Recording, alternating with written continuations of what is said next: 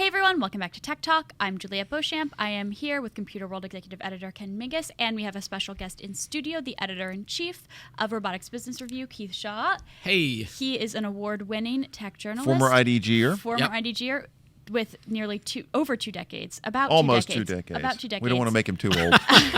With a lot of experience covering technology. So, and we're going to be talking robotics, AI, and how robotics and AI are going to change the enterprise and our lives. So stick around.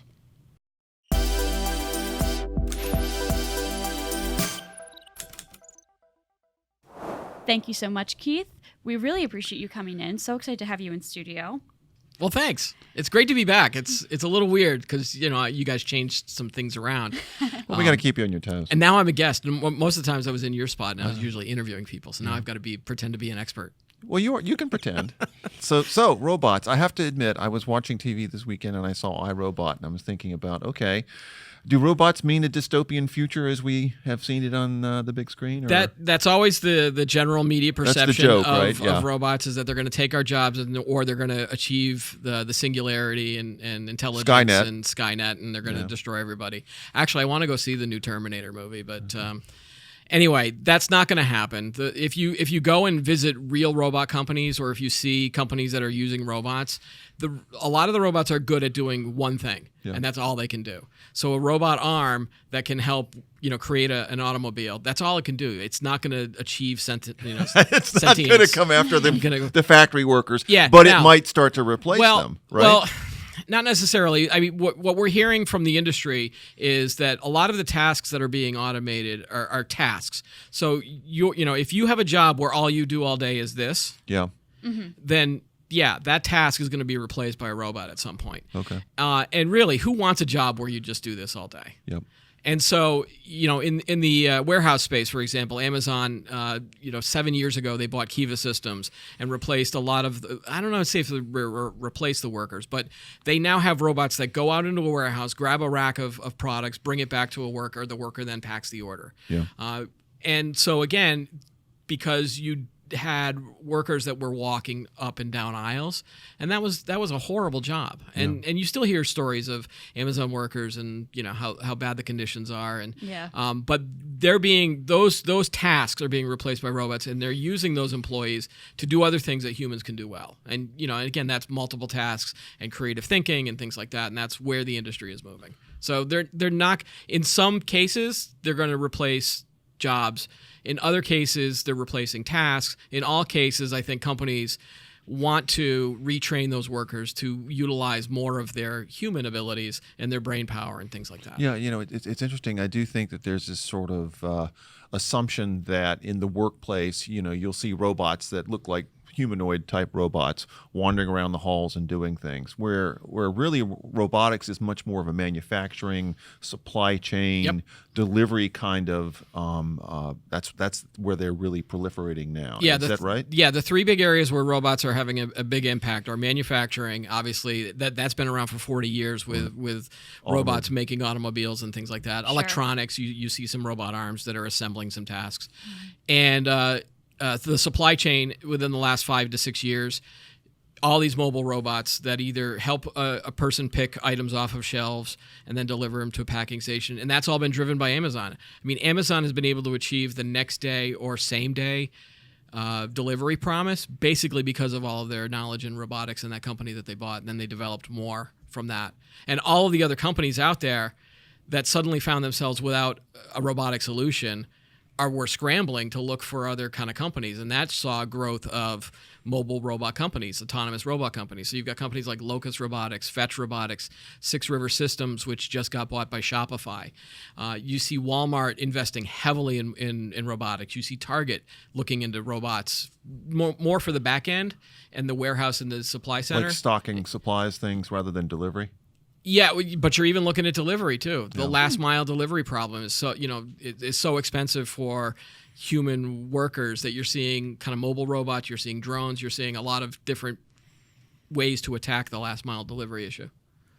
That's interesting. So when you say that last mile delivery issue, when you say mobile robots, what does that look like? Like, is that an automated vehicle driving itself? Is that Yeah, Yeah. Drones Yeah. delivery. So for delivery purposes, it's usually, so when I say mobile robots, I mean a robot that has wheels or of some sort. Okay. So and you can go from point A to point B.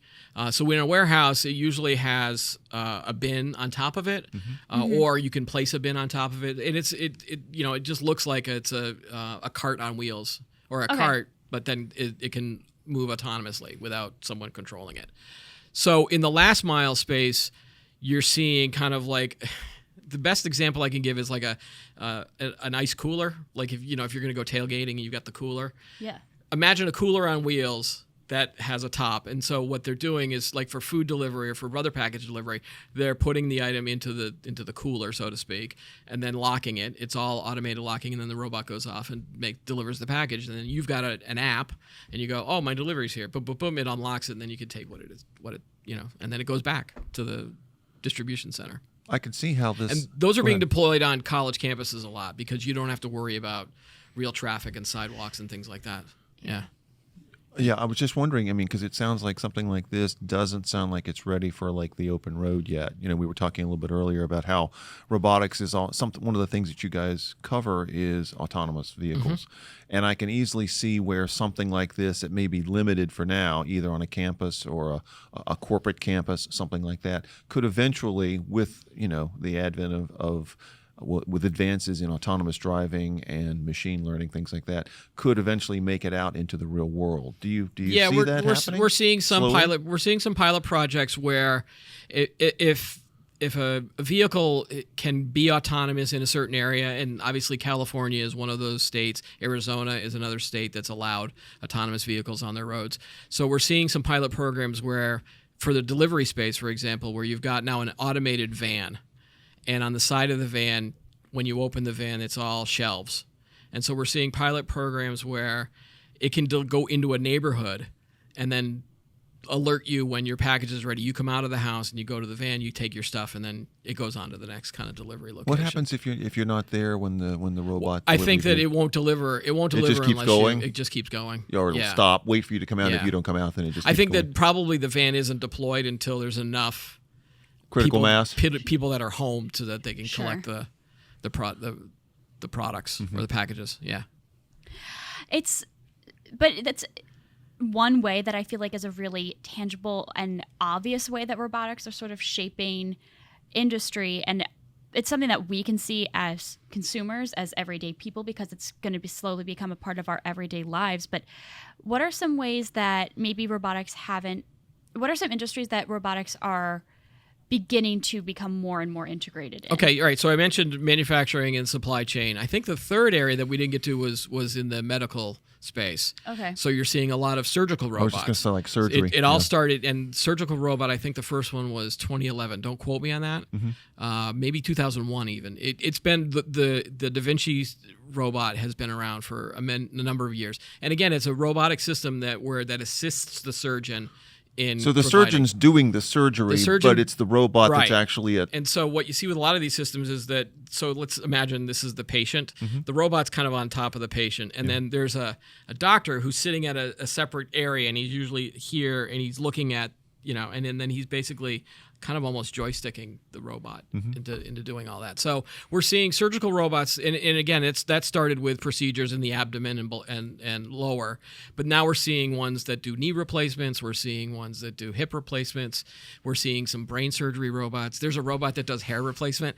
Hey, why are you looking at me when you talk about the hair replacement? As soon as I thought about that, Thanks, I'm going to make the hair joke. Thanks. Yeah, great. Okay. There's ones that Got are it. doing brain surgery. There's, and so we're seeing in the surgical space a lot of robotic systems that are working on different parts of the body. So that's where you're seeing growth as well.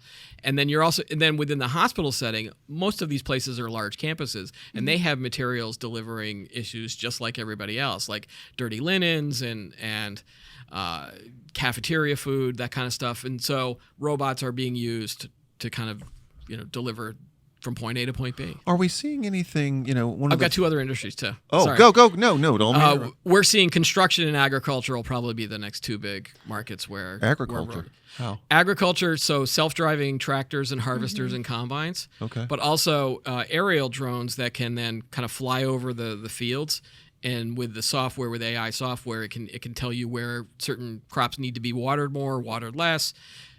Measure growing. There's a weed robot that will go and basically pick up weeds and rocks. I wouldn't mind that. Yeah, there's some interesting kind of applications within agriculture. No, what I was going to ask, and you just played into it nicely, was the idea that a lot of the things you've talked about so far in terms of robotics, it's not, they're not smart robots. They're things that they do programmed routes, programmed services or tasks. But are we going to get to a point where there will be some AI or machine learning involved? And you just mentioned it, in terms of like the drones that are flying over the crops. Are we going to see more of that as time goes by? Or are we kind of at a point right now where it's really just sort of repetitive tasks, stocking shelves, things like that? Yeah, I still think it's going to be the one task, one application type of system.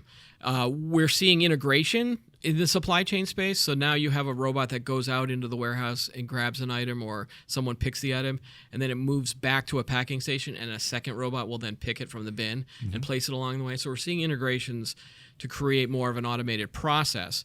But that's going to take a few years too. I don't think there's this term called lights out warehouse, which it just means that the entire warehouse or the entire factory runs by robots. It's automated. And we're not going to see that for at least a decade. Again, I'm just guessing. Right. It could be, but most people think that you're still going to need humans around.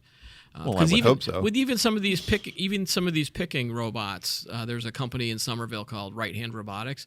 They still need, out of 1,000 picks, they might drop one or two, and you still need someone to kind of pick it up and put it back. So again, you still need humans around the robots. But I do wonder how quickly something, that's just one example that you gave, that a robot's dropping something, but how quickly can innovation accelerate to actually make that it's never going to drop anything? And I do wonder how quickly we get to we're going to be able foolproof robot. Exactly, fully trust a robot to do a job completely, which frankly we might not trust humans to do. Well, robots may be able to do it better. Actually, humans make mistakes. Do you still get a blue screen of death on your computer sometimes? No, I use a Mac. I never get that. I knew you were going to say that. Do you ever get a thing where the Mac crashes? You still get computer errors, right? Yes. So yes. I don't think you're ever going to. And if you're expecting a robot to be 100% perfect, that expectation is way too high. Mm-hmm. Even in the self-driving car. Now, the self-driving car space, you're going to need 99.999%. Confidence before a lot of people will get into one of these cars. Yeah. But for something that's just picking an object, if it drops something, no one dies. Again, if it drops that the Downy. Mm-hmm. Yeah. I don't know why I use paper that. towels. Right. Yeah. If it drops the paper towels, no one's going to get hurt. But Yeah. the self-driving car, if it stops and fails, you've got passengers to think about. And, that's so. Accuracy and precision and reliability is going to be bigger in the car space. Isn't the issue with autonomous cars right now it's not just, the autonomous cars, obviously, they're going to need to improve what they do and how they do it. But isn't one of the issues that you've got autonomous cars on the same road with fallible humans? It's the, if we were all or nothing, if it was all autonomous, you'd probably be in better shape than the mix of autonomous and crazy humans. Yep, who the do big things. the big problem for that industry is getting from that journey from where it's you've got human drivers. Yeah. Especially in Massachusetts. I really don't want anybody to take my car, but I know that may happen. There's the issue of that too.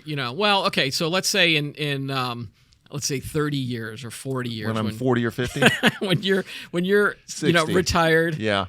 And you can't drive anymore. God forbid. But you're yes. going to want to, right. an autonomous and you want to car get will from give point you A that to point mobility. B. Yeah. So that's one of those driving forces is mobility for seniors, so that they don't have to sit in a house all day and do nothing, or they can be more independent. Okay, got it. You're not a senior yet, though. Did you have? None of us is. Did you have an original? Did you have another question? There was another part of that question I think I forgot to answer. No. I was. We were talking about the autonomous. Oh, okay, yeah. So getting from So I talked to a lot of people, and they say if we had laws that basically told everybody to stop driving, we've got the cars will drive everyone everywhere, then I think you would be a lot closer. than where we are now. And a lot of the development in autonomous cars is figuring out what the human in the car next to you is going to do and anticipating Because that. the human is so unpredictable. I mean, as you well know, since we are in Massachusetts, and if you're on the highway, you never know what's going to happen. And left-hand there's no way from the right lane. There's no way a robot can predict that. And then, of course, when there are accidents, the assumption automatically is that the robot failed or that the technology failed. Actually, not well. There's an early assumption. I mean, people assume that when in many cases it's the human. It's human error, right? For the most part. Right. Even that the first fatality that happened in Arizona last March. Yeah. The safety board determined that it was a combination of kind of technical errors because sensors weren't on, and then the safety driver wasn't paying attention. And now they still indicate that they're not quite sure if the safety driver, if given enough time, could see and react because the pedestrian was crossing in an area where the pedestrian's not supposed to cross. So once again, I think that's why error. they ended up settling. Right. Yeah. Okay. Interesting. I think before we let you go, Keith, I would like to sort of talk about what we're going to see in the next 30 or so years in terms of robotics and how robotics is not only going to disrupt virtually, it seems like almost every industry, right, but just disrupt our everyday lives. I mean, we're all people. We all order stuff from Amazon. We all drive. So I wonder it seems very futuristic, but the reality of the world is going to look like in 30 years thanks to robotics. Yeah, so 30 years from now would be 2050. Yeah, let's call it 2050. Yeah. 2050. Yeah. Wow, that's way far. Like I don't even know what's going to happen like next week. But I maybe think somewhere in between. Yeah, I think 5 to 10 years. 10, yeah. So I think self-driving cars in limited areas definitely. I'm not sure if people are going to own the cars anymore. They may just use an Uber and cars wherever as a service. Cars as a service. Yeah. Mm-hmm. There is some interesting activity going on in the flying cars or flying taxis space. I think Uber's invested a lot of money into that to give kind of people short shuttle rides. Mm-hmm. I think most people talk about the traffic that happens between like New York City and the edge of Long Island or to go to the Hamptons, for example. That's just one example. And a lot of people will take expensive helicopters, but that costs fuel. So there's a lot of these electric vehicles now that are either powered by solar or other sustainable energy. And so that idea of just jump in one of those and then it'll fly you to the location. So I think flying cars may I actually. think people what will probably will you think of yeah. as I think flying people cars? will get into a flying car before they get into a flying car, not a flying car, like a self-driving car. Yeah. Because of the safety issues, there's less people up in the air. Yeah. And then the FAA is going to integrate that all with the commercial aircraft so that they're not going to crash into each other and things like that. Fly lower. Yeah. Like drones have to. Yeah. Flying cars, probably more surgery. I think we're going to, yep. It seems to be like that's an area of a lot of growth. And I think the delivery, the delivery is probably the first big thing that you're going to see. It's already happening in a lot of different locations. I don't know exactly whether it's going to be a mobile robot or drone or a combination or for like a self-driving car. I've heard people like from FedEx talk about the driver will go to kind of like a central location in a neighborhood and then he'll either deploy the mobile robots or the drones from that central location, and so that again saving on gas, saving on kind of energy. Yeah. Sure. Yeah, that makes sense. That's interesting. I think what you might not see. Okay, by 2030, definitely you won't see this, and by 2050 maybe. But I don't think you're going to get that Rosie the Jetsons made type robot, because general intelligence versus like artificial, intelligence where a robot can do multiple tasks. Yeah. I don't think that that's going to happen anytime soon. Okay. Because again, I've seen what. Even the single tasks you can't do, and the roboticists have a term called unstructured environment. In sounds like house. the real world. The house is a messy place. Yeah, and even getting a robot to try to clean up that, like everything is just happening. Again, single task. Yep. So iRobot can expand into like lawn mowing. That's their newest one. Sure. I asked him once if they were going to do a toilet cleaning one, and he goes, "No, there's toilet cleaning ones already out there." Oh, okay. So But the future is now. Deploy those. Okay, you're right. Yeah. Exactly. Yeah. So back to my original question. Okay. It sounds like iRobot is probably not something we have to worry about. iRobot the movie. iRobot the movie. Where the robots come after you and want to take us over and protect us from ourselves. I'm not seeing it. Likely to see that. I'm not seeing that at this point. There is some development on humanoid robots, like you've seen the Pepper robot, But And the ones that Boston Dynamics has done are sort of cool. The ones that look Boston Dynamics. Well, we could just go on a rant for. Yeah. Okay.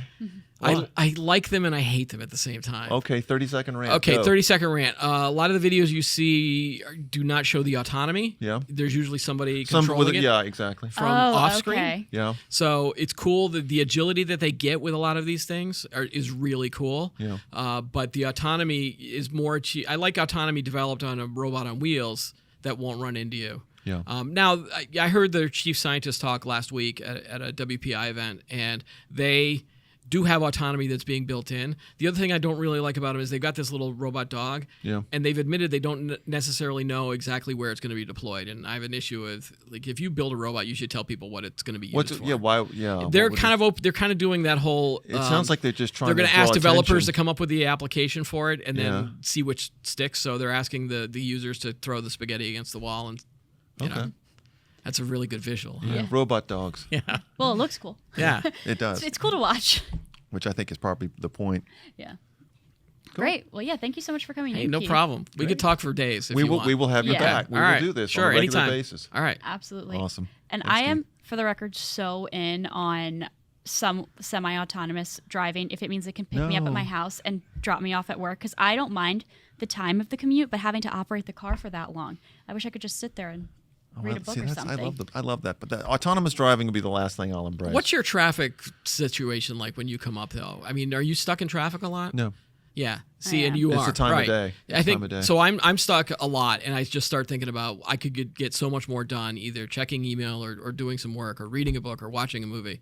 The concept of the future vision is called like these robot hotels or these mobile hotels. Yeah. So let's say you have to go from like Boston to Washington on a business trip. Mm-hmm. Instead of getting up 4 hours early, getting to the airport, waiting for 2 hours, then doing a 1 hour flight, and then sitting in traffic for another hour.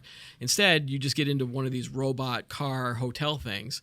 You get in, it lets you, it has a couch. Okay. It doesn't even have a steering wheel. Yeah. It's got a TV, and all the windows are dark, so people can't see what you're doing inside. And I think you're still going to have to wear a safety belt of some sort. I haven't figured that out. But you can then sleep on your journey from On Boston your to Washington. robot hotel. It's basically mobile. a robot hotel on wheels. I wouldn't that's mind the that. vision. No, of what something people are like doing. that I would do. Yeah. That it's the day-to-day driving I do enjoy, but I could certainly see Yeah. how. And I mean, you could do a lot of work, get a lot of work done. And then if you take that out even further, then you've got like people that are talking about, well, maybe you wouldn't have a home anymore. You could just live in your car. So no to way. speak. no I don't way. know. This is starting I'm to out- sound I'm out on that one. Now we've All gone right. to dystopia. All right. Yeah, thank you so much, Keith, thanks, for coming. Really appreciate it. And thank problem. you, Ken, as always. And thank you all for watching this episode of Tech Talk. If you liked this video, be sure to give it a thumbs up and subscribe to our channel. Leave a comment. I want to know, are you afraid of the future with tons of robots? Are you looking forward to it? What do you want to see automated? Leave a comment below, and we'll see you next time.